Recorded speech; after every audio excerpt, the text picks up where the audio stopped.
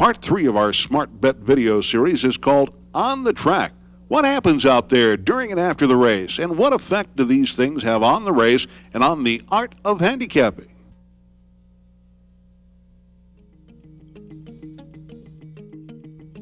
Prior to the start of the race, the field is assembled in an area known as the paddock. This is more than just a gathering place, as this is where the races actually begin long before post time. Here, each horse is inspected by racing officials before it sets foot on the track. The identifier is the first to visit the stall, checking the horse's lip tattoo and other markings against an official list to make sure it's the horse scheduled to participate.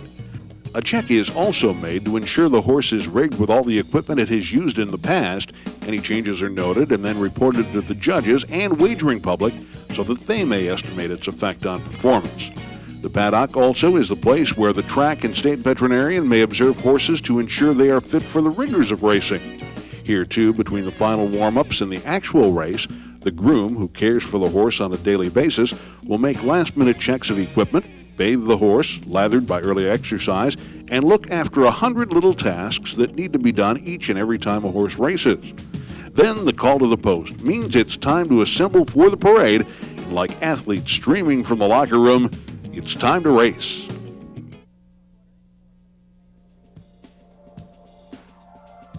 Harness horses are absolutely amazing athletes. They thrive on the work they do, and they are asked to do a lot of it. Between training miles, exercise miles, and warm-up miles, a harness horse has already traveled a great distance before it gets behind the starting gate.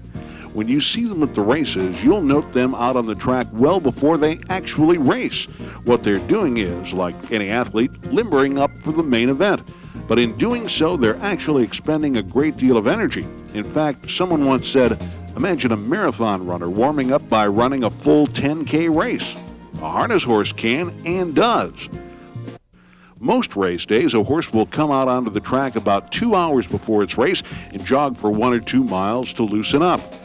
Then, after a rest in the barn or paddock, it's back out onto the track to warm up at a much faster rate, perhaps within 5 or 6 seconds of the time it's expected to record an hour or less later.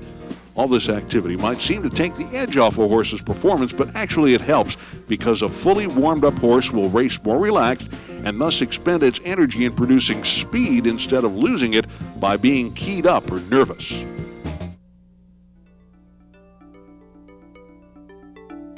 The post parade is one of the most colorful parts of any race. The horses stepping out one after another, each towing a driver in his or her bright and distinctive uniform, makes for quite a sight and a promise of great action.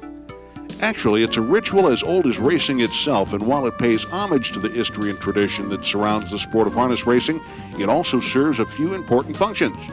The horses and drivers parading before the grandstand and judges' stand are presenting themselves for inspection. Are the horses and drivers all present? Is the equipment they are to wear present and in apparent working order? Is all the necessary safety equipment in place and being used? Are helmet chin straps fastened? And are reins tucked under the driver and safe from being tangled with other equipment? While the judges inspect all these things, fans inspect the horse. Is it lathered, telling us it may be feeling out of sorts? Is its gait bouncy? Is it moving fluidly and willingly? Is its head high and seemingly looking for excitement and action? The post parade is, in many ways, one of the most critical parts of the race, yet so often overlooked by racing fans and taken for granted by those in the sport.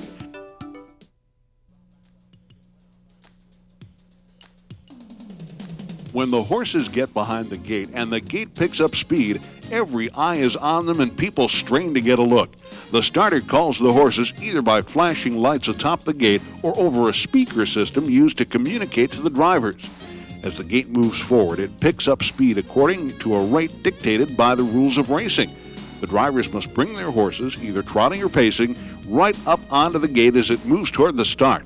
From there, as they reach the gate, its wings are folded and the starter yells, "Go!" From time to time, something happens before the start. A horse has broken equipment, there is interference when one bumps into another, and sometimes there may even be an accident. In those cases, the starter flashes a warning light and the race does not officially start. It's what's called a recall, a sort of false start. Then, if there's no accident or other serious problem, the horses are lined up once again and the starter sends them on their way. If, however, a horse breaks stride just before the start, the field is still sent on its way. Rules say the other horses should not be penalized when one or two horses break stride before the start. It's time to race.